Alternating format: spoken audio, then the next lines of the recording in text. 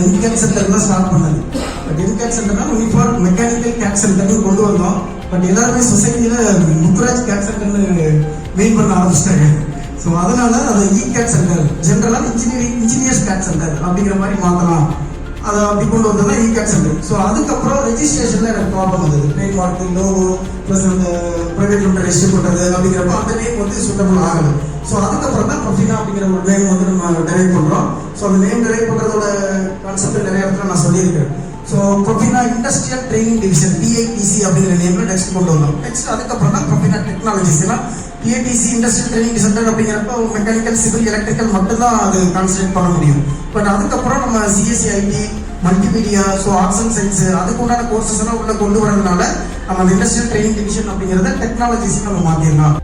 When you are offering the service for the companies will recruit you for the big salaries. So you are keep on learning, keep on equip yourself, upgrade yourself. Automatically your offer will come, grow faster than what you are learning.